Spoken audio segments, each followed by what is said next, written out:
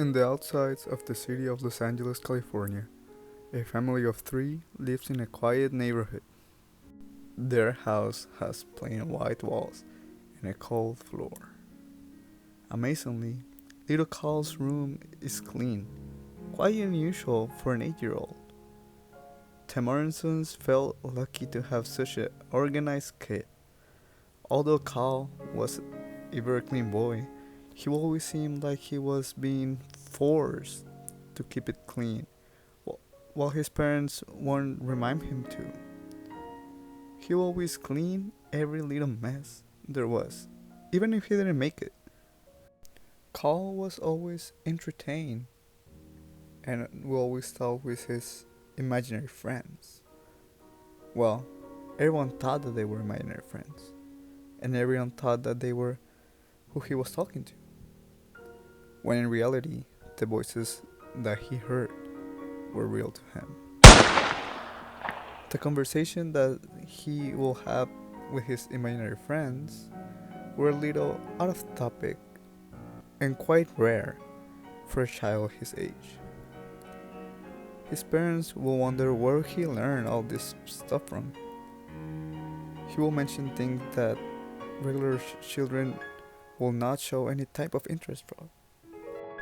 When Carl was 12 years old, his mom thought Carl was a little too old to still have imaginary friends, and she decided to take him to a therapist. When they got into the office, Carl was acting a little strange, as if he was afraid for some reason. The therapist, who was an expert with children, asked the mom to step out of the office so he could talk with Carl. The therapist asked a very important question after Carl mentioned that he will hear voices.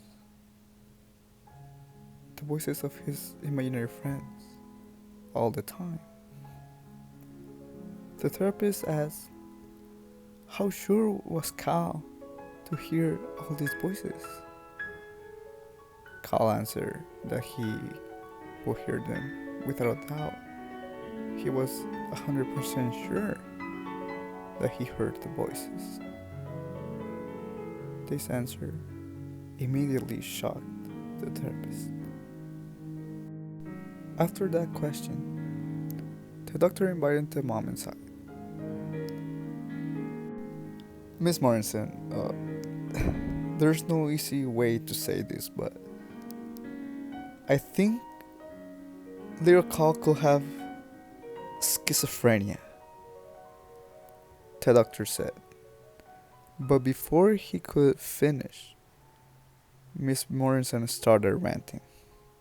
My child does not have schizophrenia, She yelled at the doctor. She started saying how well he was doing in school and how good of a child Carl was. When she was done, she pulled Carl and got out of the office, dragging him by the arm and slamming the door behind her. When she got to the car, she turned her full body to the back of the car, and with her big, crying blue eyes, she stared at Carl into his soul and told him, "We are never seeing a therapist again." Carl, confused and a little shocked of what had just happened, just nodded, and then Mom drove home with a new rule. From that point on, Carl made sure he didn't talk with the voices when his mom or anyone else was around. Throughout the weeks, his mom noticed that he didn't talk to his imaginary friends, and that's when she relaxed and took it as a win. However, the problems came when Carl got to the 12th grade. At this point, Carl was struggling with school, and the voices were talking to him all the time, making fun of people, talking about how boring school was, judging Carl, annoying Carl, and frustrating Carl all the time. All of this will distract and hurt him during the day. It doesn't stop there. During the night, When Kal will suffer from all these things, his own head was his bully. That will torture him from the moment he'll wake up until the moment he'll fall asleep. At night, he will cry about how bad the voices treated him and how sometimes the voices will persuade him to do or say things he didn't want to. While he was laying there at night, crying, the voices will laugh at him and torture him even more. You're so stupid. You can take a joke. Faster, look at it. You're a disappointment. Nobody can cry. Different whispery, giggling voices will go back and forward calling him names and perturbating him until he'll eventually will fall asleep for being so tired. As if these tortures weren't enough, the voices sometimes will appear in Kal's dreams. They will appear as a humanoid sort of shadow, and they will torture him in his sleep, doing all kinds of possible tortures to him. From medieval tortoise to jumping off a bridge to get eaten by sharks, and it felt real. It felt so real. He could feel the bones separating the flesh. He could feel every bite to his body, every teeth cutting through his flesh. Although Kal will try his very best to be a good student and try his very best to do his work, the voices will defeat him every time. Unfortunately for him, his mind just wasn't in the right place. Kal also didn't have many friends. He was just too different from them. He was quiet and didn't talk at school at all. Everyone in school knew each other since the first grade. Kal was always just apart from them, and will almost only talk to them while doing group work. Otherwise he wouldn't. Kal was alone and didn't have anybody to ask for help with his class. Why are you failing all your classes? You're a senior now, Kal. What the f***? Kal's mom yelled as she opened the door to Kal's bedroom while he's watching TV. The screams made him flinch and look right at his mom's blue big eyes.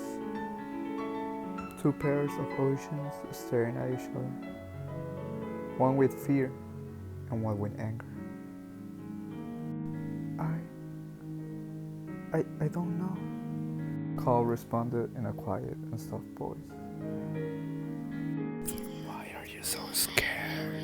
You look like a little indefense girl. A voice whispered to Kal, making him flinch and turn the other way. Look at me, young man. Kal's mom yelled again, getting his attention back. Kal could see the anger in his mother's eyes, something that he hadn't seen before. Kal's face looked more confused than ever, and his eyes began to show tears. Miss Morrison's mood quickly changed when she saw the tears of her son for the first time since he was a little baby. But before she could say anything, out of pure frustration of everyone always looking down at him, Kal jumped off the bed and pushed her mom outside the room and locked the door. Kal, what is wrong with you? Open the door now. Just leave me alone! Kal yelled at someone for the first time, and not anybody, but his own mother. Good job, Kal. You finally got her some ball. Just shut up, shut up, shut up! Kal responded to the voice. Why do you always make fun of me? Just stop, stop! Kal kept talking and arguing with the boys, not caring that his mom was probably hearing him outside of his room. Kal decided that he would not go out of his room for the rest of the day and tried to get some schoolwork done as a distraction. He managed to do schoolwork for 6 whole hours, and when he finished the last math problem, he looked at his phone and realized that it was 11:49 p.m. And all this time there was no other noise than his thoughts, pencil and paper. The voices were not annoying him. His parents were not making any type of noise as well. It was a quiet night with a perfect weather. He decided to take a cold shower and go to bed. And that night, he slept like he hadn't slept since the school year started. The next morning, Kal woke up at 1 p.m. He usually wakes up at 10 on Saturdays, but he didn't even care. He felt good because he has slept amazing. But he knew he had to apologize to his mom. Kal washed his face in his bathroom and finally got out of his room 20 hours later, being locked in there. He went downstairs to look for his mom. She was sitting on the couch talking in the phone, so he smirked and waved at her. His mom did the same. When Kal finished making himself a cup of coffee, his mom walked into the kitchen and asked him how he was. "Well, I'm sorry," Kal responded. Well, I didn't express myself in a perfect way either, did I? His mom said while she sat down at the table. Both giggled and Kal sat down too. Well, you know that you're a senior. What is going on, honey? All these years, you've been a great student. I don't know, Mom, but I just can't focus anymore. I know. What is making you not focus? The thought of telling his mom that he'll hear voices and he never stopped hearing voices would go through his head. But he thought it was stupid to mention it because she will never believe him. He decided to tell his mom that he was just tired from all these years of hard work. They went on with the conversation for around an hour until finally Kal's mother was convinced that Kal will do good in school again. Well, you must be hungry. I will make you some pasta. Sounds good? Yes, it sounds good. Thank you, Mom. When Kal finished his food, he went upstairs and started working on more schoolwork and emailed all his teachers apologizing for not being on task. All teachers knew Kal because of his good reputation at school, so they all agreed to give him credit for his work. Two of his teachers didn't take any points because he had a good relationship with them. Other teachers did take points away, and one even took 50% of the credit out when he deserved an A. That night, Kal went to bed at 1 a.m. and by the end of the night, he was exhausted. All the bad things that the voices told him before turned into motivation. He was going to prove them wrong. He knew that they were nobody important. He realized that he was fighting himself, his thoughts, and his mind just like everybody else. But he will just have to work way more harder than the average teenager. The next day, Kal decided to go running at 7 in the morning with his mom, just to get outside and take a little break of schoolwork.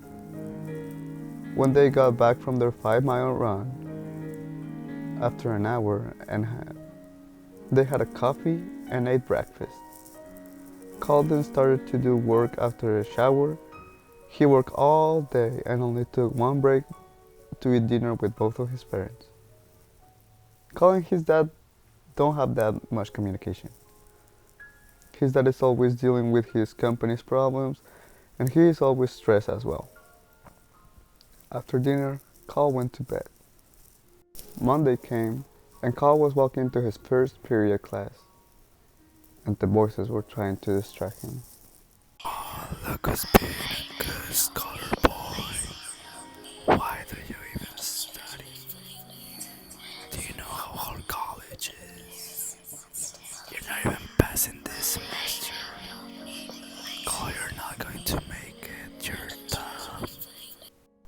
Kal stopped, took a deep breath, and didn't let them distract him. That day, Kal paid attention in all his classes, and even one of his teachers congratulated him, and that made him more confident. When he got home, he ate with his mom and went to do more homework all day. He continued to be like this for the next 4 weeks of the 15th week of the first semester, bringing his grades up to at least a C. The voices will try to get Kal, but he will ignore them, go running Saturdays and Sundays with his mom to get distracted.